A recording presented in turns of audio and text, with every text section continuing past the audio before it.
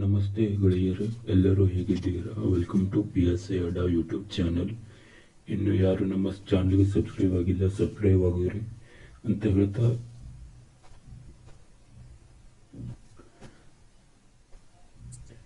ಇವತ್ತಿನ ವಿಡಿಯೋವನ್ನು ಚಾಲು ಮಾಡೋಣ ಅಥವಾ ಶುರು ಮಾಡೋಣ. ಇವತ್ತಿನ ವಿಡಿಯೋ ಏನಪ್ಪಾ ಅಂತಂದ್ರೆ ತುಂಬಾ ವಿಶೇಷವಾಗಿರ್ತದೆ ಅಂತ ಹೇಳ್ಬೋದು. ಏನಪ್ಪಾ ಅಂತಂದ್ರೆ ಭಾರತದ ಸಂವಿಧಾನ ವಿಷಯದ ಪ್ರಮುಖ ಪ್ರಶ್ನೆ ಉತ್ತರಗಳ ಚರ್ಚೆಯನ್ನ ಮಾಡೋಣ. ಈ ಪ್ರಶ್ನೆಗಳು 2017ರ PSA ಪ್ರಶ್ನೆ ಪತ್ರಿಕೆಯಲ್ಲಿ ಬಂದಿರತಕ್ಕಂಥ ಪ್ರಶ್ನೆಗಳಾಗಿರ್ತವೆ ಅಂತ ಹೇಳ್ಬೋದು. So total 14 ಪ್ರಶ್ನೆಗಳಿದಾವೆ. 14 ಪ್ರಶ್ನೆಗಳನ್ನ ಸರಿಯಾದ ರೀತಿಯಲ್ಲಿ ವಿವರಣೆ ಸಹಿತ ಅಧ್ಯಯನ ಮಾಡೋಣ ಅಥವಾ ಚರ್ಚಿಸೋಣ. ಭಾರತ ಸಂವಿಧಾನದ ಪ್ರಶ್ನೋತ್ತರಗಳ ಸರಣಿ, ಇದು ಪಾರ್ಟ್ 1 ವಿಡಿಯೋ ಆಗಿರುತ್ತದೆ. ಇದು 2017ರ PSA ಪ್ರಶ್ನೆ ಪತ್ರಿಕೆಯ ಚರ್ಚೆಯನ್ನ ಮಾಡ್ತಾ ಇದ್ದೀವಿ. ಒಂದನೇ ಪ್ರಶ್ನೆ ಏನಿದೆಪ್ಪ ಅಂತಂದ್ರೆ, ಯಾವ ವರ್ಷದ ತಿದ್ದುಪಡಿ ಕಾಯ್ದೆಯಲ್ಲಿ ನಮ್ಮ ಸಂವಿಧಾನದಲ್ಲಿ ಮೂಲಭೂತ ಕರ್ತವ್ಯಗಳನ್ನು ಸೇರಿಸಲಾಯಿತು ಅಂತ ಪ್ರಶ್ನೆ ಕೇಳಿದ್ದಾನೆ. Option A 1977, option B 1976, option C 1978, option D 1963. ಏನಿದೆಪ್ಪ ಅಂತಂದ್ರೆ ಕ್ವಶನ್ ಇನ್ನೊಮ್ಮೆ ಓದ್ತೀನಿ ನೋಡಿ. ಯಾವ ವರ್ಷದ ತಿದ್ದುಪಡಿ ಕಾಯ್ದೆಯಲ್ಲಿ ನಮ್ಮ ಸಂವಿಧಾನದಲ್ಲಿ ಮೂಲಭೂತ ಕರ್ತವ್ಯಗಳನ್ನು ಸೇರಿಸಲಾಗಿದೆ ಅಂತ ಕೇಳಿದ್ದಾನೆ. Option A 1997, option B 1976, option C 1978, option D 1963. ಇದಕ್ಕೆ ಸರಿಯಾದ ಉತ್ತರ ಆಪ್ಷನ್ ಬಿ 1976 ಅಂತ ಹೇಳ್ಬೋದು. ಆಪ್ಷನ್ ಬಿ ಇದಕ್ಕೆ ಸರಿಯಾದ ಉತ್ತರ. ಎರಡನೇ ಪ್ರಶ್ನೆ ಕಡೆ ಬರೋದಾದರೆ, ಎರಡನೇ ಪ್ರಶ್ನೆ ಈ ರೀತಿಯಾಗಿದೆ. ಅಸ್ಪೃಶ್ಯತೆಯ ಕುರಿತು ಹೇಳುವ ಮೂಲಭೂತ ಹಕ್ಕು ಯಾವುದು ಅಂತ ಕೇಳಿದ್ದಾನೆ. ಅಸ್ಪೃಶ್ಯತೆಯ ಕುರಿತು ಹೇಳುವ ಮೂಲಭೂತ ಹಕ್ಕು ಯಾವುದು? ಆಪ್ಷನ್ ಎ ಸ್ವಾತಂತ್ರ್ಯದ ಹಕ್ಕು, ಆಪ್ಷನ್ ಬಿ ಸಮಾನತೆಯ ಹಕ್ಕು, ಆಪ್ಷನ್ ಸಿ ಶೋಷಣೆ ವಿರುದ್ಧದ ಹಕ್ಕು, ಆಪ್ಷನ್ ಡಿ ಮೇಲಿನ ಯಾವುದು ಅಲ್ಲ ಅಂತ ಕೇಳಿಕೊಟ್ಟಿದ್ದಾನೆ. ಇದಕ್ಕೆ ಸರಿಯಾದ ಉತ್ತರ ಆಪ್ಷನ್ ಬಿ ಸಮಾನತೆಯ ಹಕ್ಕು. ಅಸ್ಪೃಶ್ಯತೆ ಕುರಿತು ಹೇಳುವ ಹಕ್ಕು ಯಾವುದಪ್ಪ ಅಂತಂದ್ರೆ ಸಮಾನತೆಯ ಹಕ್ಕು ಆಗಿದೆ ಅಂತ ಹೇಳ್ಬೋದು. ಆಪ್ಷನ್ ಬಿ, ಎರಡನೇ ಪ್ರಶ್ನೆ ಆಪ್ಷನ್ ಬಿ ಸರಿಯಾದ ಉತ್ತರ. ಮೂರನೇ ಪ್ರಶ್ನೆ ಕಡೆ ಬರೋದಾದ್ರೆ, ಮೂರನೇ ಪ್ರಶ್ನೆ ಹೀಗಿದೆ. ಭಾರತದ ಸಂವಿಧಾನದ ಅಡಿಯಲ್ಲಿ ಕೆಳಕಂಡ ಯಾವುದು ಮೂಲಭೂತ ಕರ್ತವ್ಯವಲ್ಲ ಅಂತ ಕೇಳಿದ್ದಾನೆ. ಏನು, ಭಾರತ ಸಂವಿಧಾನದ ಅಡಿಯಲ್ಲಿ ಕೆಳಗೆ ನೀಡಿರುವ ಹೇಳಿಕೆಗಳಲ್ಲಿ ಯಾವುದು ಮೂಲಭೂತ ಕರ್ತವ್ಯ ಅಲ್ಲ ಅಂತ ಕೇಳಿದ್ದಾನೆ. ಆಪ್ಷನ್ ಎ ಸಾರ್ವತ್ರಿಕ ಚುನಾವಣೆಯಲ್ಲಿ ಮತದಾನ ಮಾಡುವುದು, ಆಪ್ಷನ್ ಬಿ ವೈಜ್ಞಾನಿಕ ಮನೋಭಾವ ಬೆಳೆಸುವುದು, ಆಪ್ಷನ್ ಸಿ ಸಾರ್ವಜನಿಕ ಆಸ್ತಿಯನ್ನ ರಕ್ಷಿಸುವುದು, ಆಪ್ಷನ್ ಡಿ ಸಂವಿಧಾನವನ್ನು ಪಾಲಿಸುವುದು ಮತ್ತು ಅದರ ತತ್ವಗಳನ್ನು ಗೌರವಿಸುವುದು. ಮೂರನೇ ಪ್ರಶ್ನೆಗೆ ಸರಿಯಾದ ಉತ್ತರ ಏನಪ್ಪಾ ಅಂತಂದ್ರ ಎ, ಆಪ್ಷನ್ ಎ ಸರಿಯಾದ ಉತ್ತರ ಆಗಿದೆ ಅಂತ ಹೇಳ್ಬೋದು. ಸಾರ್ವತ್ರಿಕ ಚುನಾವಣೆಯಲ್ಲಿ ಮತದಾನ ಮಾಡುವುದು ಇದು ಮೂಲಭೂತ ಕರ್ತವ್ಯ ಅಲ್ಲ ಅಂತ ಹೇಳ್ಬೋದು. ಇದನ್ನ ಬಿಟ್ರೆ ಮೂರು option B, option C, option D ಇವೆಲ್ಲ ಮೂಲಭೂತ ಕರ್ತವ್ಯಗಳಿದಾವಂತೆ ಹೇಳ್ಬೋದು. ಇನ್ನು ನಾಲ್ಕನೇ ಪ್ರಶ್ನೆ ಕಡೆ ಬರೋದಾದ್ರೆ, ನಾಲ್ಕನೇ ಪ್ರಶ್ನೆ, ಭಾರತೀಯ ಸಂವಿಧಾನದ ಪ್ರಕಾರ ಕೆಳಕಂಡ ಯಾವುದು ದೇಶದ ಆಡಳಿತ ನಡೆಸಲು ಮೂಲಭೂತವಾದದ್ದು ಅಂತ ಕೇಳಿದ್ದಾನೆ. ಆಪ್ಷನ್ ಎ ಮೂಲಭೂತ ಹಕ್ಕುಗಳು, ಆಪ್ಷನ್ ಬಿ ಮೂಲಭೂತ ಕರ್ತವ್ಯಗಳು, ಆಪ್ಷನ್ ಸಿ ರಾಜ್ಯ ನಿರ್ದೇಶಕ ತತ್ವಗಳು, ಆಪ್ಷನ್ ಡಿ ಮೂಲಭೂತ ಹಕ್ಕುಗಳು ಮತ್ತು ಮೂಲಭೂತ ಕರ್ತವ್ಯಗಳು. ಭಾರತೀಯ ಸಂವಿಧಾನದ ಪ್ರಕಾರ ಕೆಳಕಂಡ ಯಾವುದು ದೇಶದ ಆಡಳಿತ ನಡೆಸಲು ಮೂಲಭೂತ ಯಾವುದಪ್ಪ ಅಂತಂದ್ರ ಸರಿಯಾದ ಉತ್ತರ ಆಪ್ಷನ್ ಸಿ ಆಗಿದೆ ಅಂತ ಹೇಳ್ಬೋದು, ರಾಜ್ಯ ನಿರ್ದೇಶಕ ತತ್ವಗಳು. ನಾಲ್ಕನೇ ಪ್ರಶ್ನೆಗೆ ಸರಿಯಾದ ಉತ್ತರ ಆಪ್ಷನ್ ಸಿ ಆಗಿದೆ ಅಂತ ಹೇಳ್ಬೋದು. ಇನ್ನು ಐದನೇ ಪ್ರಶ್ನೆ ಏನಿದೆಪ್ಪ ಅಂತಂದ್ರೆ, ಭಾರತದ ಸಂವಿಧಾನದ ಪೋಷಕ ಯಾರು ಅಂತ ಕೇಳಿದ್ದಾನೆ. ಆಪ್ಷನ್ ಎ ಪ್ರಧಾನಮಂತ್ರಿ, ಆಪ್ಷನ್ ಬಿ ರಾಜ್ಯ ನಿರ್ದೇಶಕ ತತ್ವಗಳು, ಆಪ್ಷನ್ ಸಿ ಲೋಕಸಭೆ, ಆಪ್ಷನ್ ಡಿ ಭಾರತದ ಸರ್ವೋಚ್ಚ ನ್ಯಾಯಾಲಯ. ನೋಡಿ, ಐದನೇ ಪ್ರಶ್ನೆ ಏನಿದೆಪ್ಪ ಅಂತಂದ್ರೆ ಇನ್ನೊಮ್ಮೆ ರಿಪೀಟ್ ಮಾಡ್ತಾ ಇದ್ದೀನಿ. ಭಾರತದ ಸಂವಿಧಾನದ ಪೋಷಕ ಯಾರು ಅಂತ ಕೇಳಿದ್ದಾರೆ. ಆಪ್ಷನ್ ಎ ಭಾರತದ ಪ್ರಧಾನಮಂತ್ರಿ, ಆಪ್ಷನ್ ಬಿ ರಾಜ್ಯ ನಿರ್ದೇಶಕ ತತ್ವಗಳು, ಆಪ್ಷನ್ ಸಿ ಲೋಕಸಭೆ, ಆಪ್ಷನ್ ಡಿ ಸರ್ವೋಚ್ಚ ನ್ಯಾಯಾಲಯ. 5ನೇ ಪ್ರಶ್ನೆಗೆ ಸರಿಯಾದ ಉತ್ತರ ಆಪ್ಷನ್ ಡಿ ಸರ್ವೋಚ್ಚ ನ್ಯಾಯಾಲಯ ಆಗಿದೆ ಅಂತ ಹೇಳ್ಬೋದು. 5ನೇ ಪ್ರಶ್ನೆಗೆ ಸರಿಯಾದ ಉತ್ತರ ಆಪ್ಷನ್ ಡಿ ಸರ್ವೋಚ್ಚ ನ್ಯಾಯಾಲಯ. ಇನ್ನು 6ನೇ ಪ್ರಶ್ನೆ ಏನಿದೆಪ್ಪ ಅಂತಂದ್ರೆ, ಭಾರತೀಯ ಸಂವಿಧಾನದಲ್ಲಿ ಕೆಳಕಂಡ ಯಾವುದರಲ್ಲಿ ಕಲ್ಯಾಣ ರಾಜ್ಯದ ಆದರ್ಶವನ್ನು ಅಂತರ್ಗತಗೊಳಿಸಲಾಗಿದೆ ಅಂತ ಕೇಳಿದ್ದಾನೆ. ಆಪ್ಷನ್ ಎ ಪ್ರಸ್ತಾವನೆ, ಆಪ್ಷನ್ ಬಿ ರಾಜ್ಯ ನಿರ್ದೇಶಕ ತತ್ವಗಳು, ಆಪ್ಷನ್ ಸಿ ಮೂಲಭೂತ ಹಕ್ಕುಗಳು, ಆಪ್ಷನ್ ಡಿ 7ನೇ ಪರಿಚ್ಛೇದ. 6ನೇ ಪ್ರಶ್ನೆಗೆ ಸರಿಯಾದ ಉತ್ತರ ಆಪ್ಷನ್ ಬಿ ರಾಜ್ಯ ನಿರ್ದೇಶಕ ತತ್ವಗಳು ಸರಿಯಾದ ಉತ್ತರ ಆಗಿದೆ ಅಂತ ಹೇಳ್ಬೋದು. ಏನು ಭಾರತ ಸಂವಿಧಾನದಲ್ಲಿ ಕೈಗೊಂಡ ಯಾವುದರಲ್ಲಿ ಕಲ್ಯಾಣ ರಾಜ್ಯದ ಆದರ್ಶಗಳನ್ನು ಅಂತರ್ಗತಗೊಳಿಸಲಾಗಿದೆಪ್ಪ ಅಂತಂದ್ರ ಆಪ್ಷನ್ ಬಿ ರಾಜ್ಯ ನಿರ್ದೇಶಕ ತತ್ವಗಳಲ್ಲಿ ಅಂತ ಹೇಳ್ಬೋದು. ಇನ್ನು 7ನೇ ಪ್ರಶ್ನೆ ಕಡೆ ಬರೋದಾದರೆ, ಉಪರಾಷ್ಟ್ರಪತಿಗಳನ್ನು ಹಾಕುವ ಗೊತ್ತುವಳಿಯನ್ನ ಎಲ್ಲಿ ಮಂಡಿಸಬಹುದು ಅಂತ ಕೇಳಿದ್ದಾನೆ. ಆಪ್ಷನ್ ಎ ಲೋಕಸಭೆಯಲ್ಲಿ ಮಾತ್ರ, ಆಪ್ಷನ್ ಬಿ ಸಂಸತ್ತಿನ ಯಾವುದೇ ಸದನದಲ್ಲಿ, ಆಪ್ಷನ್ ಸಿ ಸಂಸತ್ತಿನ ಜಂಟಿ ಸಭೆ, ಆಪ್ಷನ್ ಡಿ ರಾಜ್ಯಸಭೆಯಲ್ಲಿ ಮಾತ್ರ.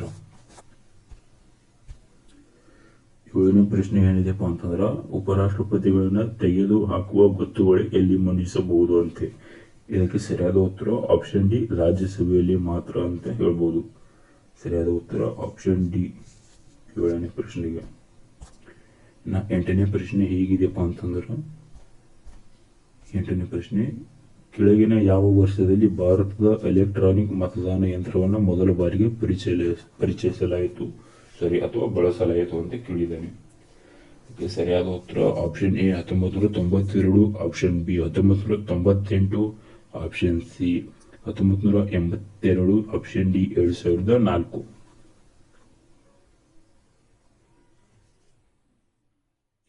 8ನೇ ಪ್ರಶ್ನೆ, ಈ ಕೆಳಗಿನ ಯಾವ ವರ್ಷದಲ್ಲಿ ಭಾರತದಲ್ಲಿ ಎಲೆಕ್ಟ್ರಾನಿಕ್ ಮತದಾನ ಯಂತ್ರವನ್ನ ಇವಿಎಂ ವಿದ್ಯುತ್ ಎಲೆಕ್ಟ್ರಾನಿಕ್ ವೋಟಿಂಗ್ ಮಷಿನ್ ಇವಿಎಂ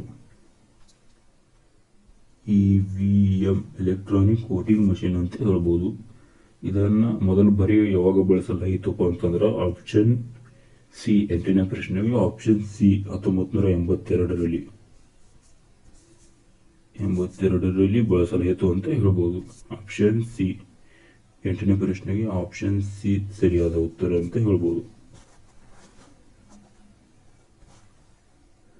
ಇನ್ನು 9ನೇ ಪ್ರಶ್ನೆ ಕಡೆ ಬರೋದಾದರೆ, 9ನೇ ಪ್ರಶ್ನೆಯು ಹೀಗಿದೆ, ಭಾರತದ ಸಂವಿಧಾನದ ಕೆಳಕಂಡ ಯಾವ ಪರಿಚ್ಛೇದದಲ್ಲಿ ಪಕ್ಷಾಂತರ ನಿಷೇಧ ಕಾಯಿದೆಗೆ ಸಂಬಂಧಿಸಿದ ಅನುಬಂಧಗಳು ಇವೆ ಅಂತ ಕೇಳಿದ್ದಾನೆ.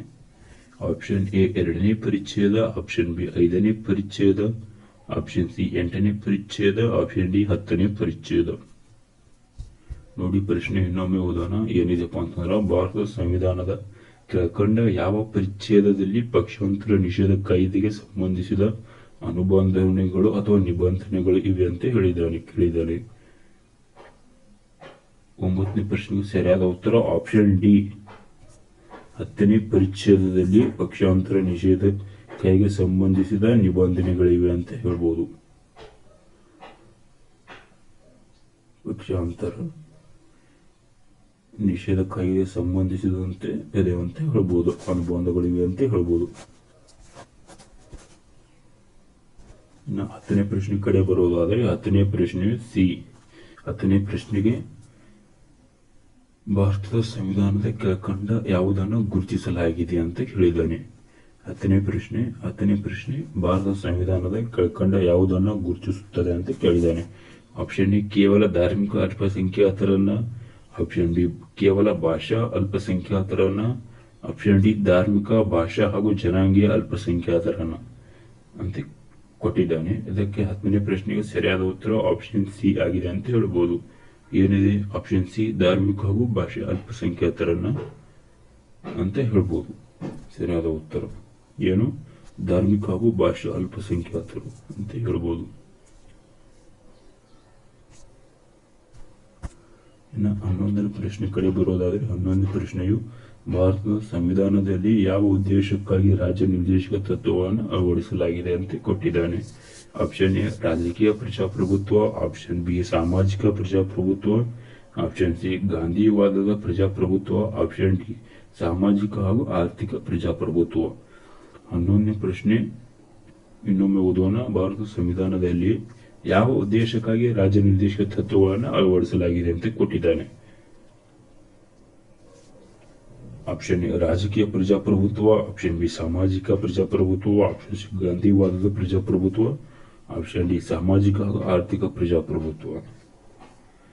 11ನೇ ಪ್ರಶ್ನೆಗೆ ಸರಿಯಾದ ಉತ್ತರ ಆಪ್ಷನ್ ಡಿ ಸಾಮಾಜಿಕ ಹಾಗೂ ಆರ್ಥಿಕ ಪ್ರಜಾಪ್ರಭುತ್ವ ಅಂತ ಹೇಳ್ಬೋದು. ನೆಕ್ಸ್ಟ್ 12ನೇ ಪ್ರಶ್ನೆ ಕಡೆ ಬರೋದಾದ್ರೆ 12ನೇ ಪ್ರಶ್ನೆಯು ಈ ಕೆಳಕಂಡವರಲ್ಲಿ ಯಾರು ಸಂವಿಧಾನ ರಚನಾ ಸಭೆಯ ಕೇಂದ್ರೀಯ ಸಂವಿಧಾನ ಸಮಿತಿಯ ಅಧ್ಯಕ್ಷರಾಗಿದ್ದರು ಅಂತ ಕೊಟ್ಟಿದ್ದಾನೆ. Option A doctor B R. Ambedkar, option B J B. Kripalani, option C Jawaharlal Nehru, option D Alladi Krishnaswami Iyer. 12ನೇ ಪ್ರಶ್ನೆಗೆ ಸರಿಯಾದ ಉತ್ತರ ಆಪ್ಷನ್ ಸಿ ಜವಾಹರ್ಲಾಲ್ ನೆಹರು ಅಂತಾನೆ ಹೇಳ್ಬೋದು. 13ನೇ ಪ್ರಶ್ನೆ ಈ ಕೆಳಕಂಡ ಯಾವ ವಿಧಿಯು ಪ್ರಾಥಮಿಕ ಶಿಕ್ಷಣವನ್ನು ಮಾತೃಭಾಷೆಯಲ್ಲಿ ನೀಡುವುದ ಕುರಿತು ಇದೆ ಅಂತ ಕೊಟ್ಟಿದ್ದಾನೆ. ಆಪ್ಷನ್ ಎ ವಿಧಿ 349, ಆಪ್ಷನ್ ಬಿ ವಿಧಿ 350, ಆಪ್ಷನ್ ಸಿ ವಿಧಿ 350A, ಆಪ್ಷನ್ ಡಿ ವಿಧಿ 351. 13ನೇ ಪ್ರಶ್ನೆಗೆ ಸರಿಯಾದ ಉತ್ತರ ಆಪ್ಷನ್ ಸಿ ವಿಧಿ 350A ಅಂತ ಹೇಳ್ಬೋದು. 350ರ ವಿಧಿ ಎ ಅಂತ ಹೇಳ್ಬೋದು. 350 ವಿಧಿ ಇದು ಅಲ್ಲ, 351 ವಿಧಿ ಎ ಅಂತ ಹೇಳ್ಬೋದು. ಇನ್ನು ಕೊನೆಯ ಪ್ರಶ್ನೆ 14ನೇ ಪ್ರಶ್ನೆ ಯಾವ ಸಂಸ್ಥೆಯ ಸ್ಥಾನದಲ್ಲಿ ಭಾರತ ಸರ್ಕಾರದ ನೀತಿ ಆಯೋಗವನ್ನು ಸ್ಥಾಪಿಸಲಾಯಿತು? ಏನಿದೆ ಪ್ರಶ್ನೆ, ಯಾವ ಸಂಸ್ಥೆಯ ಸ್ಥಾನದಲ್ಲಿ ಭಾರತ ಸರ್ಕಾರ ನೀತಿಯ ಆಯೋಗವನ್ನು ರಚಿಸಲಾಯಿತು ಅಂತ ಕೊಟ್ಟಿದ್ದಾನೆ. ಆಪ್ಷನ್ ಎ ಮಾನವ ಹಕ್ಕುಗಳ ಆಯೋಗ, ಆಪ್ಷನ್ ಬಿ ಹಣಕಾಸು ಆಯೋಗ, ಆಪ್ಷನ್ ಸಿ ಕಾನೂನು ಆಯೋಗ, ಆಪ್ಷನ್ ಡಿ ಯೋಜನಾ ಆಯೋಗ. 14ನೇ ಪ್ರಶ್ನೆಗೆ ಸರಿಯಾದ ಉತ್ತರ ಆಪ್ಷನ್ ಡಿ ಯೋಜನಾ ಆಯೋಗದ ಅಂತ ಹೇಳ್ಬೋದು.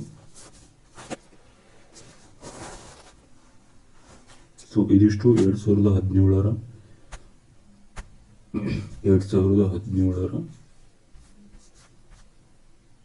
PSI ಪ್ರಶ್ನೆ ಪತ್ರಿಕೆಯಲ್ಲಿ ಬಂದಿರತಕ್ಕಂಥ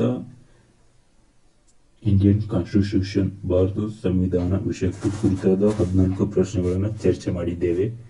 ಮುಂದಿನ ತರಗತಿಗಳಲ್ಲಿ ಇದೇ PSI 2018ರ ಭಾರತ ಸಂವಿಧಾನದ ಪ್ರಶ್ನೆಗಳು ಬಂದಿರತಕ್ಕಂಥ ಪ್ರಶ್ನೆಗಳನ್ನು ಚರ್ಚೆ ಮಾಡ್ತಾ ಹೋಗೋಣ. ಇವು ಏನಿದಾವಲ್ಲ 14 ಪ್ರಶ್ನೆಗಳ ಉತ್ತರಗಳನ್ನು ಇವು ಒಳಗೊಂಡಿದೆ ಅಂತಾನೆ ಹೇಳ್ಬೋದು. ಇವು 14 ಪ್ರಶ್ನೆಗಳಿಗೆ ಉತ್ತರ ಅಂತ ಹೇಳ್ಬೋದು. ಸೊ ಹೀಗೆ ಮುಂದೆ ಸಿಗುವ ಎಲ್ಲರಿಗೂ ಧನ್ಯವಾದಗಳು. Thank you very much.